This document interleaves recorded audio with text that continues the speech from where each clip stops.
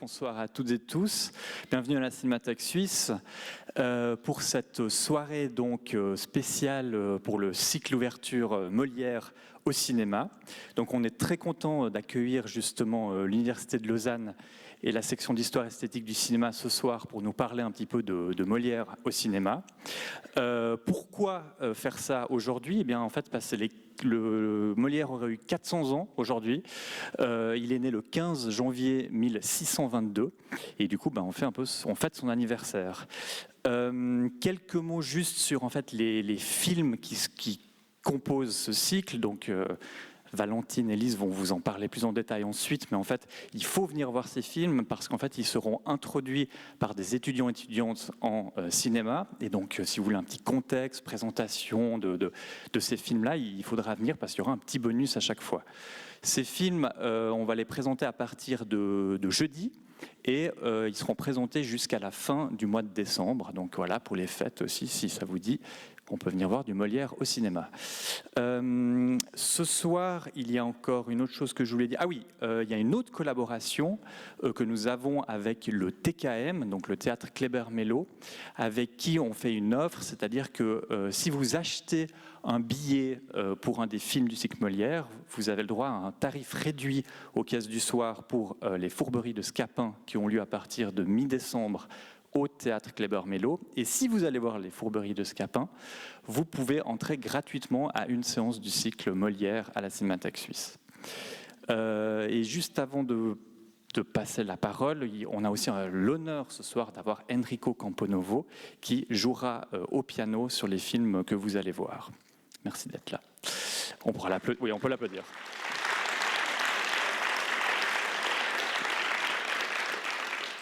Et donc, je cède la parole à Lise Michel et Valentine Robert, que vous pouvez aussi applaudir. Merci. Merci beaucoup, Maxime Morisot. Bonsoir et bienvenue à toutes et à tous à cette soirée intitulée Molière au premier temps du cinéma, qui est aussi et surtout une soirée de lancement de notre rétrospective intitulée Le Molière imaginaire du théâtre au cinéma, qui commence donc aujourd'hui et qui se déroulera jusqu'à la fin de l'année, le 29 décembre. Nous sommes très honorés de votre présence ce soir. Ma collègue Lise Michel, professeure associée en littérature française et en histoire du théâtre à l'Université de Lausanne, et moi-même, Valentine Robert, maître d'enseignement et de recherche en histoire et esthétique du cinéma.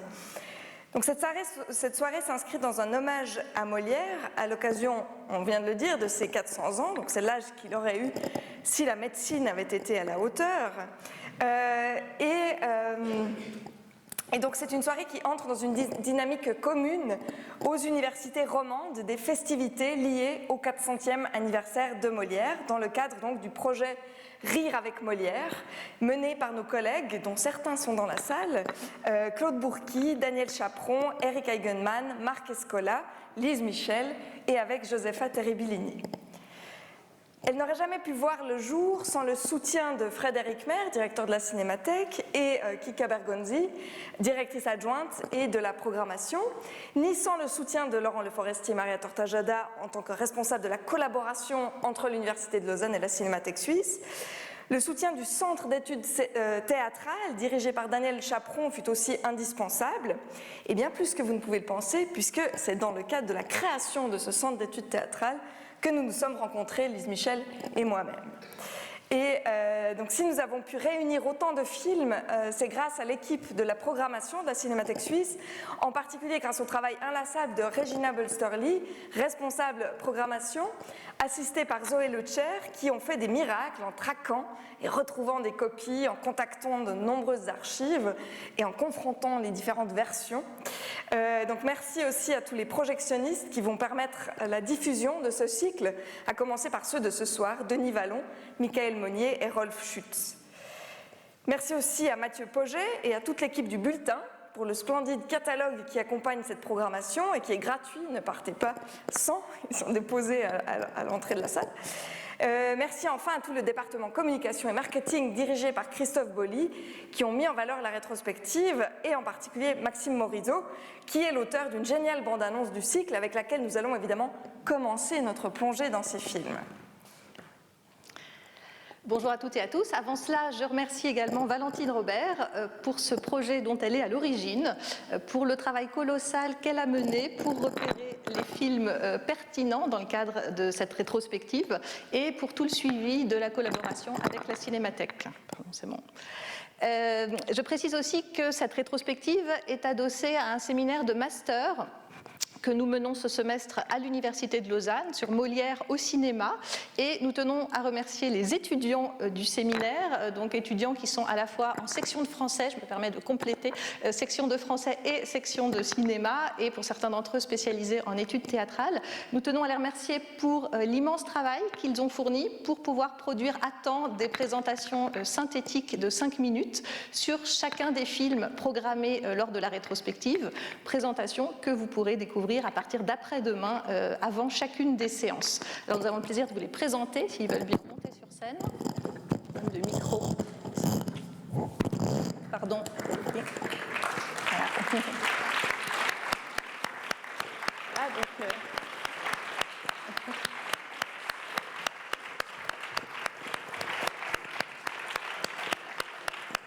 Ah, donc, par ordre, donc Kevin Pereira, Samuel Damiani, Morgane Perrin, Théo Krebs, Hugo Hugentobler, Yasmine Briaca, Manon Lelièvre et Lisa Buffet. Voilà, et Céline Vignotti qui n'a pas pu nous rejoindre ce soir. Voilà, merci. Et voilà, on va, tandis que vous pouvez redescendre, on va lancer la bande-annonce.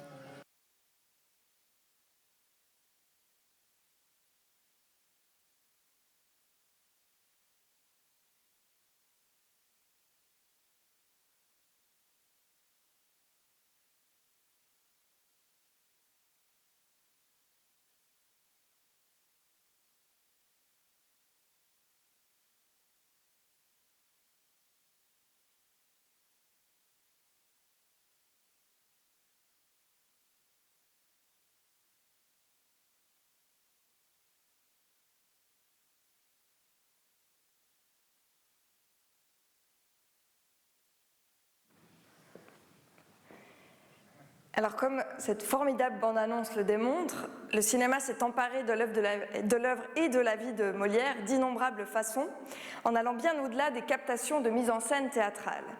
La référence à Molière parcourt tous les genres et toutes les époques du cinéma, et c'est cette richesse et cette diversité des films nés de la rencontre entre Molière et le cinéma que nous avons voulu révéler et explorer en ce cycle qui couvre donc 100 ans de cinéma avec des films réalisés entre 1909 et 2007. Et la rétrospective comporte 3 types de films: les adaptations des pièces de Molière, les biopics, c'est-à-dire les films sur la vie de Molière, et quelques films plus inclassables, qu'on dirait hors catégorie. Alors au niveau des adaptations des pièces, vous en découvrirez qui entretiennent un rapport direct et littéral avec le texte de Molière.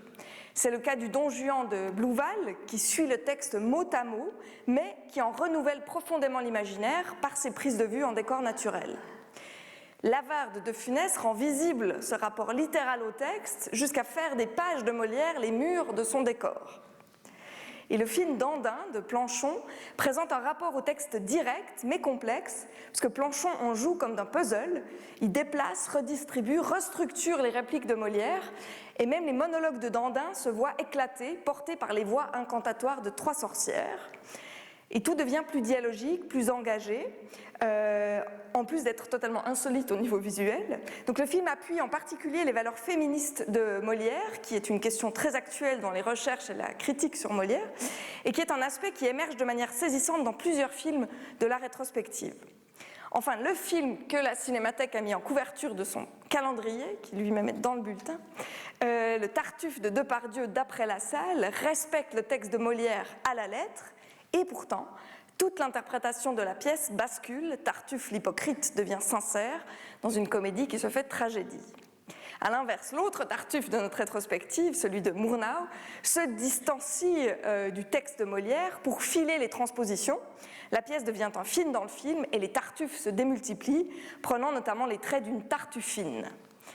Une Tartuffine qui nous mène directement au Don Juan féminin de Vadim, incarné par Brigitte Bardot dans la France d'après 1968. Alors si cette adaptation est très loin du texte de Molière, le film joue d'innombrables transpositions et de clins d'œil à la pièce et à son protagoniste, que cette Donne Jeanne prétend même avoir été dans une vie antérieure. Alors certaines transpositions peuvent sembler moins sulfureuses, mais vous étonneront assurément, à l'instar du Malade imaginaire replacé dans l'Italie du XVIIe siècle avec Alberto Sordi, ou la version de 1934, dont la projection fera événement. En effet, personne parmi nous n'a encore pu voir ce film inaccessible que nous avons pu faire venir et sortir des caves de la Cinémathèque française tout exprès pour cette rétrospective. Alors, selon l'acteur principal Dranem, ce film du début du parlant est la preuve que Molière, je cite, savait écrire un scénario et que sa langue s'adapte parfaitement aux besoins du cinéma. Espérons que le film et l'ensemble de toutes ces adaptations nous le prouveront. La deuxième catégorie de films que vous verrez dans la rétrospective est celle des biopics. Comme l'œuvre de Molière, le récit de sa vie est par excellence l'un des lieux par lesquels le cinéma représente et réfléchit le théâtre. Le personnage de Molière a fasciné les scénaristes français et dès le début du XXe siècle, l'assimilation entre sa vie et son œuvre a donné lieu à des fantasmes biographiques et à des jeux d'adaptation ou de transposition de ces textes. Ces biopics ont contribué à renforcer ou à forger de véritables mythologies autour de Molière.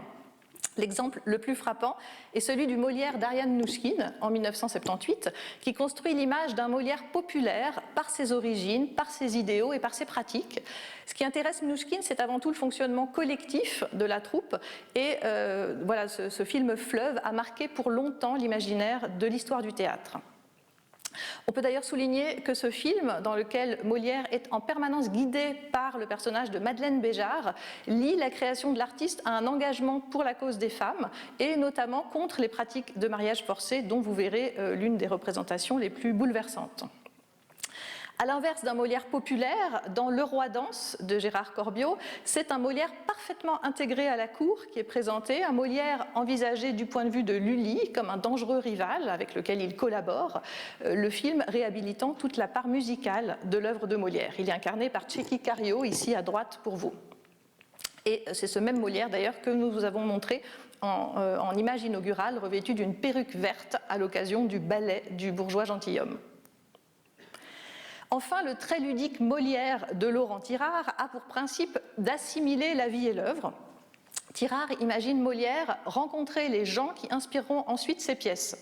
On le voit sous le nom de Tartuffe, chez un certain monsieur Jourdain, futur bourgeois gentilhomme, marié à une certaine Elmire, personnage féminin du Tartuffe, et Jourdain est ici lui-même amoureux de Célimène, l'héroïne du Misanthrope. La rétrospective comporte aussi des films qui ne sont dans aucune de ces deux catégories ou qui les croisent, comme le film suisse Monsieur Molière au chant, docu-fiction du réalisateur et photographe Yvan Dalin, qui montre comment les villageois d'Orzan mettent en scène Molière avec l'accent vaudois. On les voit répéter le bourgeois gentilhomme parmi les vaches, essayer des costumes dans le train régional vaudois, le Leb, dans tout un jeu de contraste et de parallélisme entre la pièce et le contexte paysan roman de 1989. Alceste à bicyclette de Philippe Leguet propose un même jeu de mise en abîme et de contamination entre les acteurs et leur rôle, tandis que les deux héros répètent le misanthrope, leur propre vie ressemble de plus en plus à la situation de la pièce de Molière. Enfin, la rétrospective présentera un film expérimental, ou plus précisément un poème cinématographique de Robert Wilson, filmé par le directeur de la photographie suisse Renato Berta, intitulé La mort de Molière, qui consiste en une série de tableaux évoquant de façon visuelle et sonore la mort de Molière. Mais ce soir, nous allons explorer les premières rencontres entre Molière et le cinéma avec des films produits entre 1909 et 1922. Il est intéressant de noter qu'à la même époque, au théâtre, si Molière est beaucoup joué à la Comédie Française, il est aussi l'auteur de prédilection pour les metteurs en scène novateurs comme André-Antoine à l'Odéon ou Jacques Copeau au Vieux Colombier, théâtre qui se veut le plus moderne de son temps. À cette date, Copeau rompt notamment avec un jeu trop hiératique, avec des décors trop chargés, avec des comédiens en costume, et ce faisant, il affirme: l'étude du répertoire de Molière a été notre constant souci, elle a guidé et excité l'émulation de nos efforts, l'amour de Molière, le culte de Molière, l'enseignement de Molière.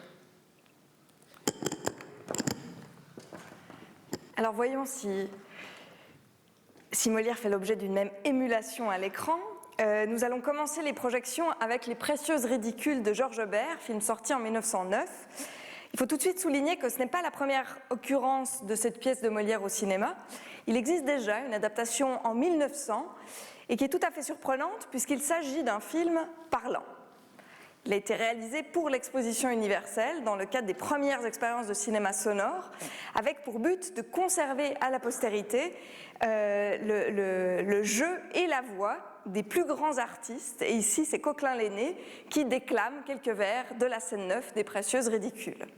Molière vient donc au cinéma par la langue, par les mots, par la voix, mais il devra y renoncer dans le film muet de Georges Bert en 1909. Le cinéma a beaucoup changé depuis 1900, ou plus précisément il est en train de vouloir ou de prétendre changer.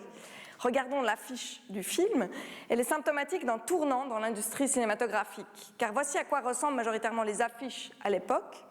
Tout n'est qu'image, seul le titre du film et le logo de la société de production tout au plus sont à lire. Au contraire, ici, il y a du texte, commencé par le film d'art, le nom ambitieux de la société de production, qui est l'emblème d'un mouvement général du cinéma à clamer sa légitimité artistique et à revendiquer ses lettres de noblesse culturelle, en particulier pour attirer un public plus cultivé dans les salles qui sont en train de se sédentariser. Ce mouvement est international et les films produits dans ce cadre vont développer et proclamer leurs références artistiques et surtout littéraires. Ces films se basent sur des grandes œuvres, des grands récits, non seulement des romans, mais aussi des pièces de théâtre. On se réfère aux grands dramaturges, ici Shakespeare, Racine et bien sûr Molière. Mais la citation des grands noms ne s'arrête pas là, et c'est en cela que ces affiches sont si importantes historiquement, que ces posters ne sont rien moins qu'à l'origine des génériques de films, de l'habitude qui consiste à nommer les metteurs en scène et les acteurs sur les affiches. Cet usage semble donc bien être venu au cinéma par le théâtre, et en particulier par la Comédie Française, dont les acteurs doivent par contrat toujours être nommés et cités en tant que tels. Et donc la liste des noms de ces acteurs connus dans le milieu théâtral apparaît et se systématise sur ces affiches en s'étendant à toute l'équipe de production. Vous voyez qu'on cite la mise en scène, les décors, les accessoires. Donc ce jeu de signature des comédiens se répercute dans le film visuellement avec une révérence des acteurs face caméra qui devient une convention majeure du cinéma des années 10. L'usage semble avoir disparu, mais il peut réapparaître au détour de certains films cultivant le lien au théâtre, à l'instar du Molière de Tirard, qui fait donc partie de notre rétrospective. Mais l'adaptation des Précieuses ridicules que vous allez voir ce soir est surtout passionnante dans son rapport au texte de Molière. Les 3 premiers tableaux du film nous montrent ce qui, chez Molière, se passe hors scène. Dans la version de Molière, la pièce commence au sortir d'une visite que les 2 prétendants et conduits vont commenter. Dans la version de Georges Bert, la caméra nous montre cette visite au présent, en acte et en mimique. Dans la version de Molière, la supercherie planifiée pour berner les 2 précieuses nous est dissimulée. Eh bien, qu'en prétendez-vous faire? Ce que j'en prétends faire, il faut, mais sortons d'ici auparavant. Donc le contrat et le déguisement des valets se jouent hors scène. Dans le film, c'est précisément uniquement cela que l'on révèle. Et le chassé-croisé entre les scènes théâtrales et les scènes filmiques continue dans un savant travail de complémentarité, comme si le film se jouait hors scène et la pièce hors champ. Et quant au tableau, qui dans la suite du film transpose bien à l'écran des épisodes ayant bien lieu sur scène, il y en a quand même, Georges Bert y fait tout un travail de sélection pour ne garder du texte de Molière que ce qui concerne les vêtements et la gestuelle. Plus rien ne concerne le langage verbal, ce n'est plus la manière de parler des faux marquis et des précieuses qui est ridicule, c'est leur accoutrement et leur mimique travaillés dans un comique gestuel universel. Donc le cinéma propose une relecture sélective et complémentaire de Molière, dont le talent comique s'étend au-delà du verbal et semble parfaitement compatible avec un scénario muet. Le second film que vous allez voir ce soir a été réalisé en 1910 par Léonce Perret, qui fut acteur de théâtre avant de se lancer au cinéma, sur un scénario écrit par Louis Feuillade et Abel Gans, qui incarne aussi Abel Gans, le jeune Molière. Ce film relève le défi de retracer la vie de celui qui est considéré alors comme, donc je cite les commentaires promotionnels du film, le plus grand nom de la littérature française et dans les revues anglophones, le Shakespeare de France. Et donc le film vise à rendre hommage à la plume de Molière dans tous les sens du terme, car voici ce que conclut un critique du Nickelodeon le 1er novembre 1910. Ce film devrait être vu par tout le monde. Il met une plume au chapeau de l'industrie cinématographique et prouve que le film a le droit d'être admis dans la famille des arts. Donc c'est comme si Molière répondait à nouveau, mais autrement, aux ambitions du film d'art, et avec succès. Voici comment le film est apprécié par la presse de l'époque. Molière est ressuscité de son tombeau inconnu et a été forcé de rejouer son rôle sur la scène de la vie devant nos yeux mêmes par le pouvoir mystique du cinéma. C'est un film dont on vante et reproduit les tableaux. Les intérieurs sont composés avec grand soin, travaillant l'esthétique des tableaux vivants.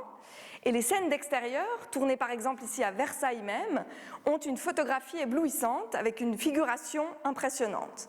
La critique est impressionnée par, je cite, le sens artistique de ces plans, la beauté des costumes de cour et le naturel des figurants qui, dit-on, jouent leur rôle comme s'ils étaient nés au château. Et cette mise en scène étudiée culmine en un plan qui reconstitue, vous le voyez, le théâtre du XVIIe sous un point de vue inédit, puisque la scène est vue depuis les coulisses et non de face, soulignant ce nouveau regard que permet le cinéma. Ce Molière de Léonce Perret mobilise un imaginaire très précis sur Molière. Et ce qui est assez savoureux, c'est que cet imaginaire correspond aux œuvres iconographiques de la Comédie Française, comme si l'équipe était littéralement allée chercher son inspiration au théâtre. Vous verrez par exemple que les acteurs déambulent toujours en costume de comédien, y compris dans la vie courante. Par exemple, là vous voyez Scaramouche qui entre pour faire un achat dans la boutique du père de Molière, il est en costume de Scaramouche, ou les comédiens, lorsqu'ils sont à la campagne en train de voyager, ils portent aussi leurs vêtements de scène. Or, ces costumes sont ceux précisément de ce fameux tableau du XVIIe siècle attribué à Antonio Verio qui se trouve à la Comédie Française. La mise en scène de la mort de Molière a manifestement, dans ce film, été inspirée également par ce tableau de Pierre-Augustin Valfart qui a été réalisé au XIXe siècle et qui se trouve lui aussi affiché à la Comédie Française. L'iconographie de ces deux fameux tableaux hante du reste d'autres films de la rétrospective, en particulier La mort de Molière par Robert Wilson, que vous voyez ici. Plus généralement, le film, donc le Molière de Léonce Perret, reprend des lieux communs aussi bien de la peinture que de la critique sur Molière au début du XXe siècle, dans des scènes comme celle qui présente par exemple Molière invité à la table de Louis XIV, épisode forgé à la fin du XVIIIe siècle dans la critique, et sujet de nombreuses variations picturales et littéraires au XIXe et au XXe siècle. En matière de lieux communs, on retrouve en condensé dans le film de Perret tous les grands mythes véhiculés à la fin du XIXe siècle, au moment où l'histoire littéraire française a cherché à gommer les liens de Molière avec les milieux galants proches de la cour et à réinventer l'image d'un Molière compatible avec l'idéal républicain. Chez Léonce Perret, Molière appartient à un milieu petit bourgeois, alors qu'en réalité son père avait une charge à la cour. On le voit ici dans la boutique de son père. On le voit d'ailleurs sous les traits d'Abel Gans en bas à droite, en train d'écrire sur un fauteuil qu'il est censé réparer, mais il écrit ses œuvres. Ce qui n'est évidemment pas un hasard, le fauteuil de Molière, encore un objet conservé à la Comédie Française, est tellement associé à Molière dans tous les films qu'on peut s'amuser à pister les fauteuils de Molière à la fois chez Perret, dans ce film-ci, où c'est un motif récurrent, mais aussi dans tous les autres films de cette rétrospective. Autre lieu commun, alors même qu'historiquement la troupe de Molière, pendant sa période non parisienne, voyageait de cour de province en cour de province, Perret montre ici une troupe de saltimbanques traînant son chariot sur les routes de France. Ici aussi, le chariot, c'est un lieu commun de l'imaginaire lié à Molière qu'on peut retrouver dans quasiment tous les films de cette rétrospective. Le film de Léonce Perret se nourrit aussi d'autres mythes véhiculés à l'époque. Molière est ici dans une posture de satiriste des mœurs de son temps. Sa vie aurait directement inspiré son œuvre. Il aurait été pulmonaire, il aurait eu des malheurs domestiques avec la jeune Armande. Vous le voyez ici, absolument désespéré par Armande. Le film que vous verrez en troisième position ce soir a été réalisé il y a tout juste un siècle, en 1922, à l'occasion du tricentenaire de la naissance de Molière. Il est l'œuvre de Jacques de Féraudy, lui aussi formé comme acteur et fils d'un célèbre acteur de la Comédie Française, Maurice de Féraudy, qui apparaît d'ailleurs sous son propre nom dans l'une des séquences du film. Le film de Féraudy défend implicitement une vision très différente de la précédente. Il fait découvrir un Molière humaniste, éduqué et lettré, qui a fait ses classes de rhétorique et de philosophie et qui aurait suivi les leçons du philosophe Gassendi. Une partie encadrante brève, qui se veut documentaire, prétend nous confronter aux faits bruts que constitue une plaque de rue, un plan d'époque ou une pseudo-affiche de spectacle. Et une seconde partie, enchâssée, présente ce qui semble d'abord s'apparenter à des scènes clés de l'œuvre immortelle de Molière. Ces scènes sont interprétées par des acteurs de la Comédie Française et du Théâtre de l'Odéon, et elles exhibent le fait qu'elles ont été tournées au théâtre. On voit le foyer, on voit l'escalier, on voit les statues de Voltaire notamment, on voit les couloirs du théâtre. Et on a l'impression donc qu'il s'agit pour chaque pièce de représenter une scène choisie de l'œuvre, mais en réalité, si on regarde bien, on voit qu'il s'agit, et c'est aussi le défi et l'intérêt d'un Molière en version muette, il s'agit d'exprimer l'essence de chaque œuvre en une scène. Ce que jouent les scènes, vous allez voir, ce ne sont la plupart du temps pas de vraies scènes de Molière, mais une sorte d'intrigue en accéléré. À chaque fois, un intertitre présente le résumé, puis les acteurs semblent jouer ce résumé, plus qu'une scène, une scène. Cela implique donc d'inventer purement et simplement des situations qui n'existent pas chez Molière. Parmi les séquences les plus savoureuses, par leur côté symbolique, celle des précieuses ridicules, où le dévoilement du tour joué aux deux précieuses est matérialisé, regardez dans l'extrait suivant, est matérialisé par un simple fondu enchaîné qui révèle les deux faux marquis et vicomtes sans perruque ni déguisement, donc résolve la pièce en un procédé de montage. Dans Tartuffe, la scène dans laquelle Orgon est caché sous la table pendant qu'Elmire piège Tartuffe s'enchaîne ici directement avec celle du dénouement et de l'arrestation de Tartuffe. On voit ici apparaître la main qui va l'arrêter en un fulgurant raccourci. Et ce principe conduit parfois même donc à faire coexister des personnages qui ne sont pas du tout dans la même scène chez Molière. Ainsi, Don Juan voit ici défiler dans le grand escalier de la Comédie Française toutes les femmes qu'il a séduites.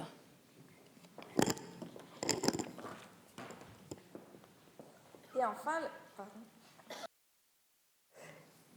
enfin, le tout dernier film de la soirée est Max, médecin malgré lui, réalisé en 1917 par Max Linder. Surnommé le roi du rire, Max Linder est, dans les années 10, le maître incontesté du cinéma comique. La renommée de cette figure de dandy comique qui marie l'élégance au burlesque et qui a, pour citer Deluc, une âme de Gavroche dans une allure de prince, a une renommée qui s'exprime bien sur les affiches, puisqu'on parlait des affiches. Donc il a beau ne pas venir de la Comédie Française, son nom est cité partout, prenant même plus de place que le titre des films. Ici, c'est bien dans le titre du film que réside tout l'enjeu de la référence à Molière. Le rapport est extrêmement ténu, mais le titre nous invite à chercher des correspondances et à considérer ce film, un peu comme notre Don Juan de Vadim, Don Juan féminin de Vadim, comme une adaptation très lointaine et très libre de l'intrigue de Molière.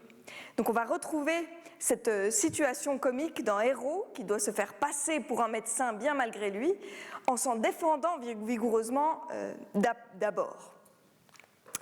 Dans une scène de négation assez cocasse, qui nous renvoie exactement à la situation de Molière, puisqu'après avoir démenti, il se trouve bel et bien contraint d'usurper l'identité du médecin et de soigner des patients, alors de façon totalement fantaisiste, en examinant la glotte à la jumelle, en humidifiant la langue avec de la colle à barbe, qui rend donc ce personnage muet au sein même du film, dans un mutisme forcé qui fait lui aussi un clin d'œil à Molière. Et puisque en rappelant la scène hilarante des en de la pièce. Et donc si nous avons programmé ce film, c'est surtout pour souligner que même lointaine, Molière reste une référence dans le cinéma émergent. Et si le plus souvent on dit que Molière a trouvé son plus grand héritier avec Charlie Chaplin qui prend même place dans le fameux fauteuil en 1952 lors d'une visite à la Comédie Française, c'est peut-être bien ce comique français dont Chaplin a dit qu'il était son maître, Max Linder, et qui rend le mieux, peut-être est-ce lui qui rend le mieux hommage au dramaturge. Et donc si Chaplin prétendait vouloir devenir un Molière de l'écran, selon Marcel Achard, c'est déjà Max Linder qui incarnait le comique de Molière adapté au cinématographe. Nous vous laissons goûter à ces jeux d'adaptation en vous laissant aux mains talentueuses d'Enrico Camponovo qui nous fait l'honneur d'accompagner ces projections. Bon film et merci de votre attention.